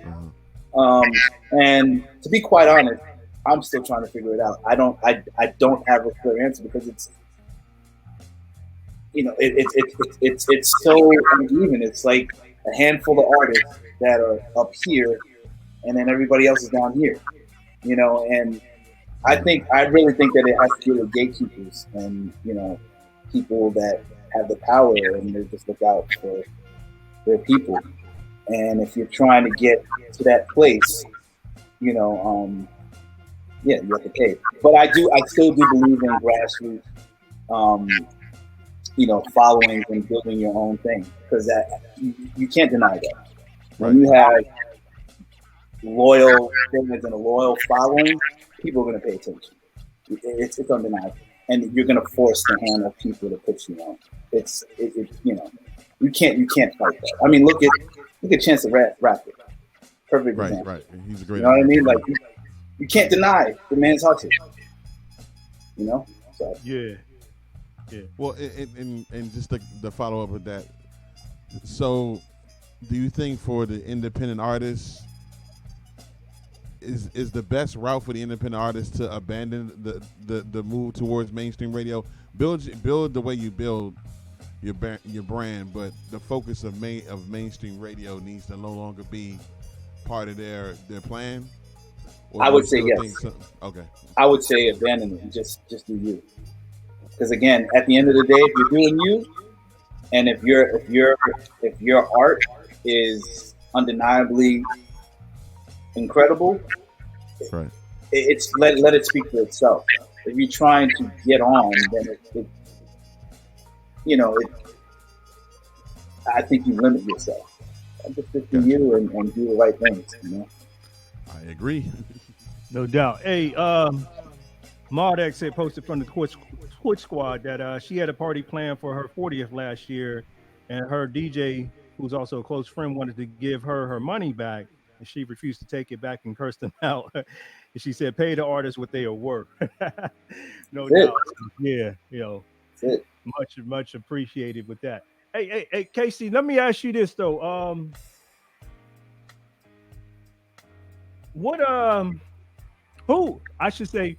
Who is the favorite performer that you've worked with? If you have to pick one, and why?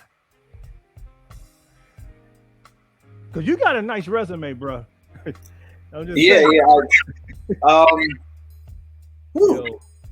you don't get any today. You don't get any bigger than Beyonce, but you work with Anderson .Paak, who is hot right now, and others. But who would you say has been the favorite that you've ever worked with? Man, I don't know if I could pick a favorite because they're all different. Like Anderson, being in the studio with Anderson, man, that dude, his pen game, and I mean just like on the drop of a dime, it's just like, wow, this dude is like on all the level, and his musicianship, like, it's just a great guy to hang out with. Q-Tip, I mean, he's probably one of the most musical. Q-Tip, Most Def, Common, they're all in it, but like my personal favorite, like Q-Tip is like, he knows about chord changes. What rapper do you know that knows chord? No. Play the F major 7 to B flat 7 instead of that. Like, he'll tell the band like what chord changes he'd rather hear. And I think that that appeals to a lot of musicians. I've learned a lot from Victor Bailey, jazz bassist. That's a tough question, man. They're all so different. Patrick Stump is a great artist as well. What was it like working with Heavy D? Heavy D was great. So when I worked with Heavy D, I was I was maybe about 17, 18. And I was a group. We were signed to Uptown MTA. We were called Legacy. And Heavy took over for Andre Harrell at Uptown. Right, yeah. I remember that. And he had the artist Monifa. Okay, yeah. And we were like about 80% done with our album.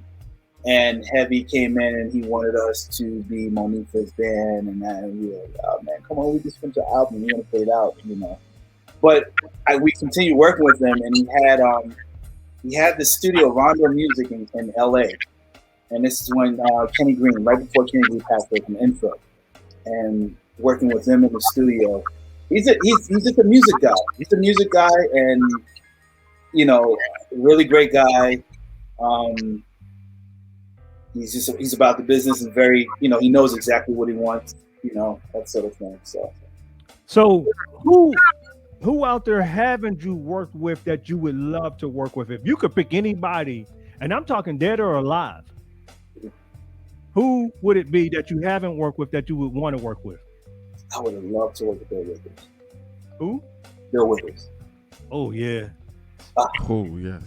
My Lord. Bill Withers.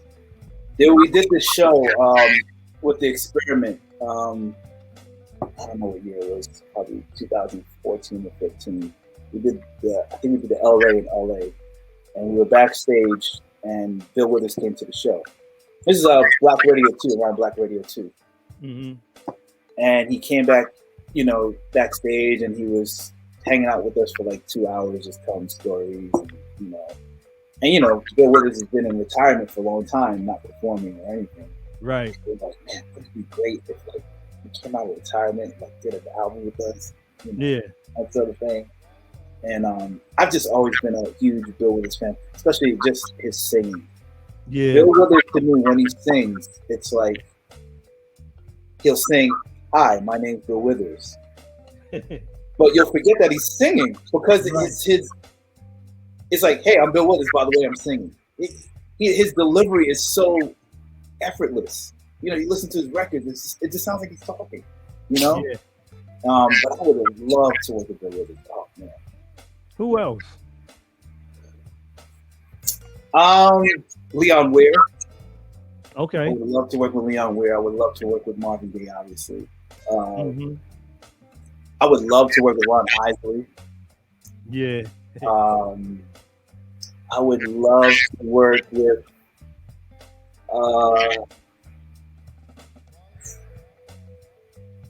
What about Stevie? I could see you working with Stevie. I would love to work with Stevie. Yeah, absolutely. I I can would love to work easily with see you Stevie. Yeah. Stevie's up there too. Oh yeah. Yeah. Yo. I think Stevie would dig me. Yeah, I can see that.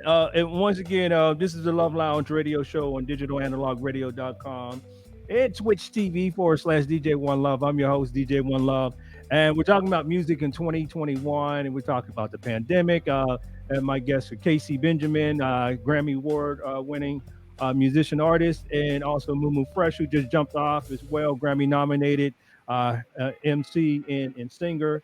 And you know, we don't have too much longer to go, but like as a DJ, how does you being a musician impact you as a DJ?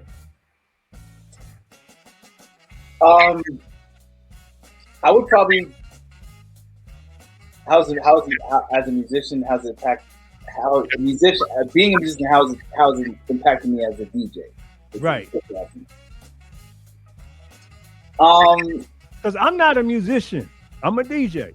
Yeah. I'm a music lover, but I can't play instruments. I it's not my thing. But I can DJ my ass off. But you're both. So how does that? It seems like it would really help you.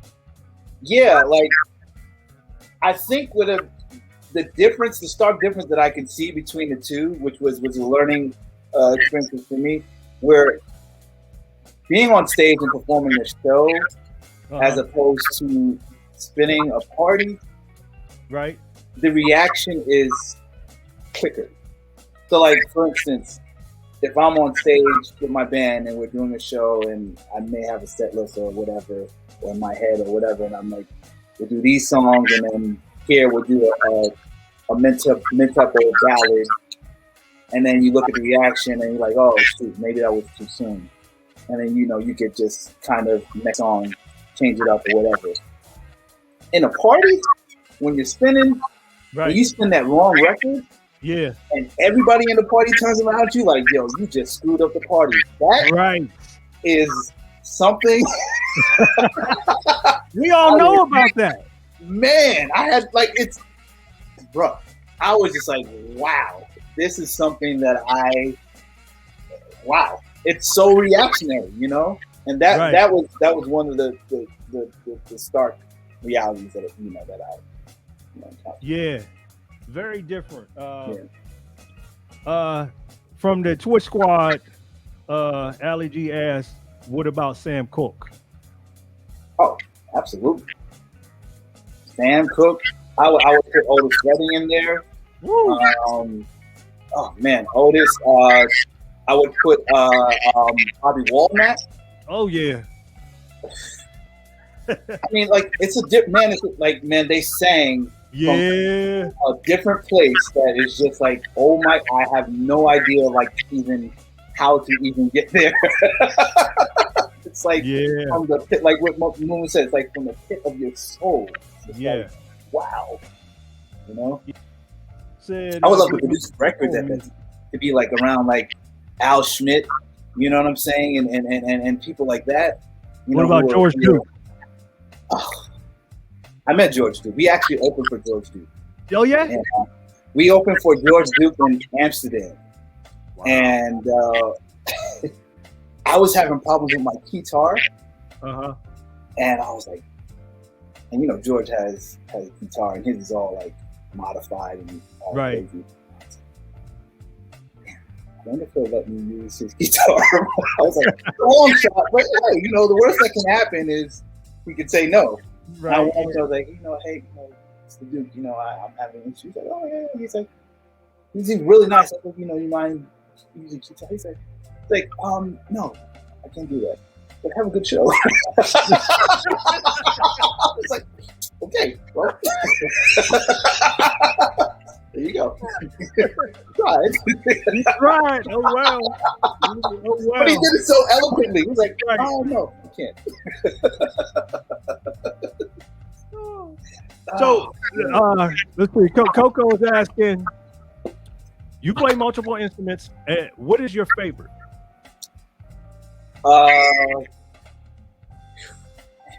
That's tough.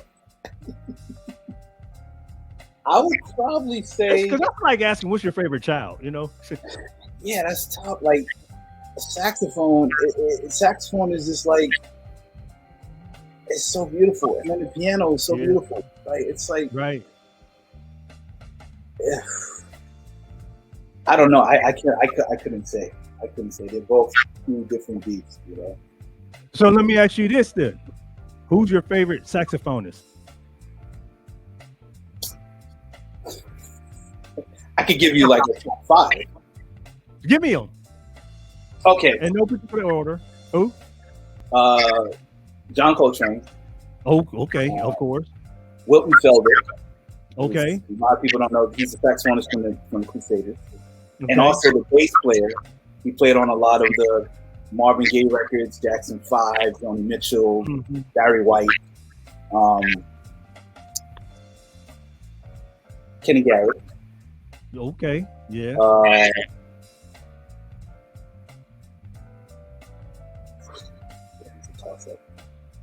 Michael Brecker. Okay. All right, I'll make it 6. Okay. Gary Bartz and David Sanborn. Ooh. Yeah. I forgot about Sanborn. Damn. Ooh. Sanborn, listen. Yeah. And a lot of people, you know, say, oh, smooth jazz. Listen. That dude. Yeah. Ooh. Forgot about Sanborn. And then his credits and his resume, the amount of albums from the Eagles to Donny Hathaway. Come on, man. It's incredible.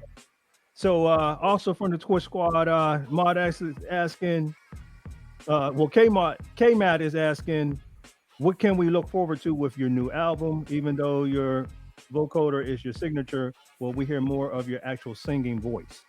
Yes, you will. You'll hear more of my singing voice. This album is like a mix of vocoder and my actual voice. I'm hoping to put something out sometime this year. Yeah, it's a really I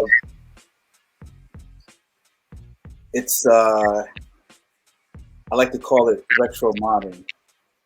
So it's reminiscent of the time periods that I in the music that I love, but it's a modern take on it.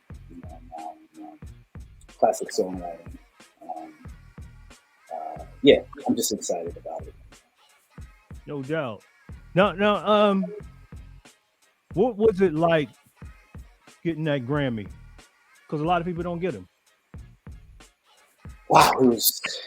Yeah, it was. A lot of people deserve them, and they don't get them. Yeah, that's very true, and that's a whole other discussion. Yeah, it is. It was, it was amazing. Obviously, I think the longest period of time, like when you're sitting in the audience and Jimmy Jam and Terry Lewis, they were doing the Monterey, and I think it was like we were in the category with best R&B album, so it was was R. Kelly, Anthony Hamilton, Tamia. I forget the other person. I think Tyrese was in there, and then it was us. And nobody was like, the Experiment. Like, who is that? Nobody was like, this random band. Like, and he was like, and the winner is. That pause between him saying that and saying the Robert Glasper Experiment was like, it seemed like it was 2 years long. But when they said Robert Glasper, I was like, wait, we just win a Grammy? We just beat all of these R&B like legends, crooners, like it's crazy, Yeah, that's that I was surprised, not because you don't deserve it, but because I know how that industry is and how they pick people a lot of times. And like I said, there's a lot of people that don't win that deserve to win. And sometimes it's for different reasons, but a lot of times it's because they go against the grain, and the same thing that Mumu was talking about and stuff. I rarely watch the Grammys because of that. Yeah. Because it pisses me off that there are so many black artists that are deserving, at least for nominations. I mean, I'm going back to the 80s. I was done when Guy didn't get nominated. Yeah. You know what I mean? Like, what? Guy didn't, but in the black community, everybody knew who Guy was, but mainstream, nothing. Yeah. I mean, there's definitely a lot of politics. And it, a lot of it has to do, it's really, the Grammy is really about relationships. Yeah. And being friends with all the board members and, associating yourself with them and getting them familiar with your music and that sort of thing. So yes, it is kind of a popularity contest, and there are things about it that I believe should change. It's definitely, it's gotten a little bit better, but I do think that it still needs a long way to go in terms of, especially when we're talking about black music, where it just kind of left in the outer. So I'm gonna set this up and see how it goes. What's your DJ schedule like? It's pretty open right now. Okay. No, because I'm running a play right now. Okay. This is where I'm going. Yeah. I'm running a play right now. So now I'm about to audible. Okay, at the line of scrimmage, and we're gonna go deep with this. Would you be open to spending some time on digital analog radio? Absolutely. You hear that, fellas, brothers? You know I'm listening. Yes, of course. You ain't gotta ask me twice, brother. It's Stutz McGee on the station, huh? I like that. I like the sound of that. I like that. Yeah, you know what I mean. So that we can it can be symbiotic. You can expand your reach, and we can expand our repertoire of DJs, and it'd be a happy working relationship and brotherhood. We need to make that happen because people need to hear you not just as a musician, but as a DJ as well. So we need to figure that out. What is your favorite genre to play for DJing? I actually like open format. That's my favorite. But I've been in this big time disco. Vibe. Yeah, I love disco, man. Disco, man, it's just. I love disco and house. That vibe. That four on the floor, man, is just infectious. When you can get a crowd that appreciates that, it ain't nothing like it, man. Oh, absolutely. There ain't nothing like it. When they really appreciate it, it's a whole different type of party. And as a DJ, it's a whole different just outlet for you. Oh man, absolutely. Just play a lot. I played some house, started closing out on Sunday night, and I'm mad that I didn't play more. Because it was getting late. The time just kind of crept up on us. But once I started playing the house, man, folks we got up and was moving, you know. And once the house dancers get to dance, it ain't nothing like it, you know. Yeah. This one sister was going in, and I closed the set out on Superman, you know. Yeah. So Yeah. because Okay. the person who hired me, she's like, you got to play Superman before the night is over. But I was like, damn, I should have played Morehouse earlier when I had time, Right. But that between that and disco, and then of course, you got hip hop, of course, you know, which can be Yeah. very ambiguous when you're talking about the different types of hip hop, because you got the jazzy hip hop, you got the hardcore stuff, you got the slow down, you got the down south, then you got the up tempo stuff, as well. That's kind of like house music and disco-ish as well. So that's one of the beauties of hip hop. Yeah. But what about Caribbean music? I mean, what's your roots? Yeah, I love spinning soca music. I love spinning kaiso, and yeah, I have some some salsa, and I love it all. So, what about making some Caribbean music for My father's been on my case for years. Like, Casey, why you gotta make one good soca jam for right. And I'm like, yeah, okay, Pop. I'm trying to figure it out. I'm trying to figure out how to put it in the right way, and But I'm already there. I'm trying to. I mean, come on, Grenada. Hey, it's not an easy thing to make a soca record. Hold on. It's not because it could fall on being hokey. Right. It's kind of, but yeah, the vibes are there, man. You know what I'm saying? So. Yeah, came out said get Pops right. But I mean, I'm expecting that from you. Yeah. Because the Caribbean influence in Black American music is so heavy. I mean, my goodness, just in hip hop alone, but yeah, and I'm a huge. I'm not the biggest, but I'm a huge Bob Marley fan, of course, and I appreciate him even more now in my older years and listening more and more to all the music that he created. Because when I was younger, I knew some of the mainstream stuff, but I didn't realize, like, goodness, how influential he was. And there were songs that I'm now listening to, like, man, this stuff was incredible, and he was touching on so many things, and the unification of Black people, something that we need, So, and I did a Caribbean set on Sunday as well. I did, nice dance hall and reggae, as well. Always trying to. Yeah, and also like I'm a big fan of Love Is Rock. So like the Freddie McGregor and Barry Hamilton, like. Dude, I could spin that stuff all day, man. Oh, it's so beautiful, And it's so close to like R&B music, obviously. Yeah, you just remind me when you said Lovers Rock. I'm kind of a pivot, but another artist that I would actually really like to see you work with or perform with is Sade. Oh, yeah, I forgot about that, man. Oh man. Yo. Stuart Matheson, man, phenomenal producer, man. Produce all those great albums. I would love to just be a fly on the wall just to see their process. It's so magical. It's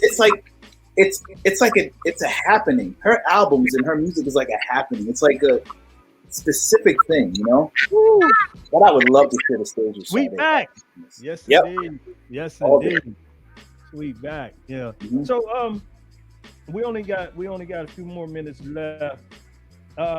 In your opinion, your professional opinion, and you are a professional, when it comes to the industry, is deep as the word can go.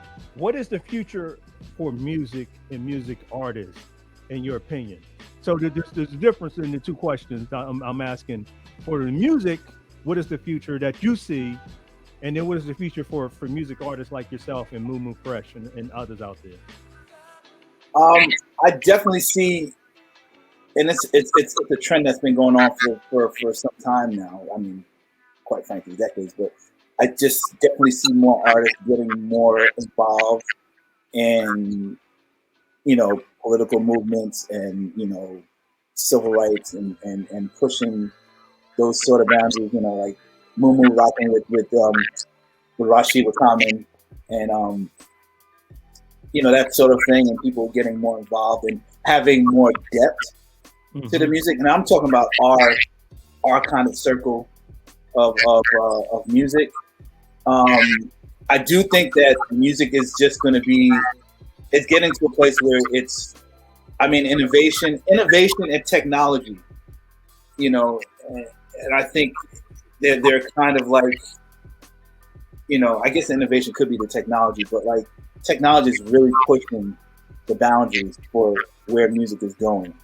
And I think it's a good thing. Again, I think it's a good thing, and I think it could be possibly problematic.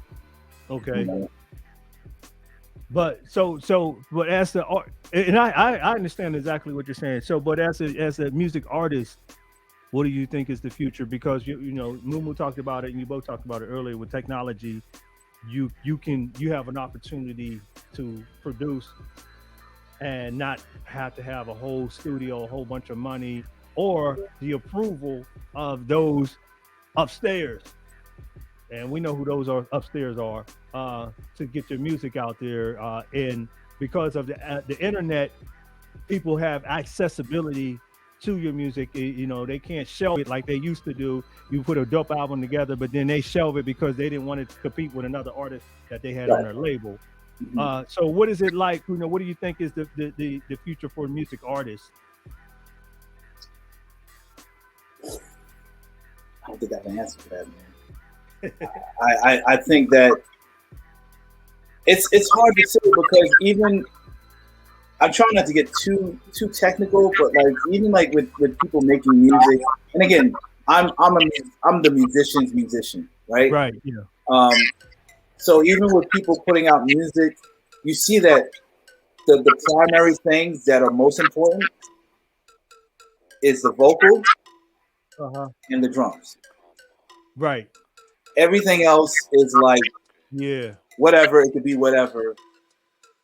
That's not how music is everything, like the chord changes, the orchestra, everything is part of it. But music today, everything is very compressed, and it's like vocals and drums. Like when you're walking down the street and you hear a car passing by, what do you hear when they're blasting music? You hear the vocal and the drums. Exactly. You don't hear anything else. Yeah. And I think that kind of disconnect from the actual beauty of making, and then, we can go, if this is a rabbit hole, we can talk about how music in schools kind of has an effect on that. You take instruments away from people, like a lot of kids don't even know what instruments look like. When they think of music, they think of a computer and a keyboard. Right. They don't think of a trombone or bass, Right. So like that whole disconnect, and that's what I think is kind of scary, Yeah, I talked about this plenty of times in conversations, either on my show or in just conversations, with friends, how, and this is why I love the 70s, how there were artists that had hit songs back then, hit songs like number one song when no one was singing. And and they were musical groups, so you could look at like Average White Band, or Picking Up the Pieces, or Mother, Father, Sister, Brother, things like that, and they were hit songs like the top of the charts, and no one was singing in those songs. It was all instruments. And that's what we're missing as well today with the music in the artistry aspect of it. Frankie Beverly and Mays, there's so many that they would make songs that this was just the band playing, and no vocals on there, and like I said, it would be hit songs. Or they would have a song and they would go into the break and they would play for 3 or 4 minutes without any singing. And people were jamming and dancing to it. And I think it's crazy because a lot of younger folks, and this is not to knock them, they don't know what they don't know, but they don't know that this is what we used to do. And that this is like, we didn't need you to say anything to enjoy the essence of music, and I think that's hurting our industry, And yeah, it's something that You know, and like, for for the generation that's younger than me, like, I don't listen. I think there's a place for everything, and Mhm. what that generation experiences is real. It's valid. How they look at the world, how they create music, how they create their art, is valid. But I just think that the balance is off. If the It balance was just a little bit, like that's where it gets funny for me. Yeah. K-Matt 1967 said that's why I started listening to overseas radio so much. Music appreciation, and there is a different appreciation when you go overseas versus here in America. America has commercialized so much, Hmm. that I've talked about it plenty of times. People, you bring up a name, and they're like, oh, whatever happened to him? He was a one-hit wonder. It's like, nah, dude is still performing overseas and made a whole career out of it. And they're like, for real? And it's like, yeah, and they're doing great. It's just that here in America, they won't play his or her music. They have a great appreciation, and in music, it doesn't even have an expiration date. Yeah. Over there versus here. This, what's hot in 2001 is considered whack now. And it's like, well, was it really hot then? You know what I mean? Because if it was good, it's good. Yeah. So, look, man, we're about to wrap it up. I want to thank you for joining us once again. How can people reach you, see you, get your new music and everything, and support you? Other than digital analog radio, because they can definitely find out and listen to you on our radio station. But other than that, how can people find out about you or hear you, bro? Well, yeah, I'm most active on Instagram. So KCCASEY_Benjamin BENJAMIN. I'm in the process of getting a website up now, and I have a song. I have a single out. You guys played it earlier. Called Dig. It's also there's a video for it, really cool video on YouTube. Yes. Very cool. And yeah, so I'm trying to put this album out sometime this year, and yeah, so I'll keep everybody updated, on Instagram and let you know what's coming down the road. Bet, and we're gonna work on getting you a show on this station, man. I would love that, man. Without a doubt. And me and you gonna get together and DJ one of these days. Hey, brother. We're gonna make that happen. Date and time, man. Let's do it. Yeah, we're gonna make it happen. I'm saying it. When I say we're gonna make it happen, then it usually happens, God willing. As long as God says it, then I'll make it happen. But that's long overdue. So with that being said, I want to thank you for joining us and sharing your time and your experience and expertise. Thank you to Mumu Fresh as well. Support both of y'all. And support the other side of music that is not out there in the mainstream, because there's tons of it. There's tons of amazing artists out there that are doing great things that don't get the shine that they deserve. But that's up to us to make them shine. We need to be the sun that they need to get that light. Thank you to DJ Blackstill and DJ Jimmy Fingers, the Digital Analog Radio. Thank you to the Twitch squad, Mod X Moderator Extraordinaire, and all the listeners and the participators and everything. And thank the Most High, most importantly. Casey, we'll be talking, brother, man. Thanks again. Love you, brother. Appreciate you for all that you do, and keep doing what you do. And I'll get up with you all. And everybody, be safe, social distance, drink water, eat veggies, get some exercise, get some sunlight, and just be smart and stay unified, brothers and sisters. I'm DJ One Love. I'm out of here. Peace.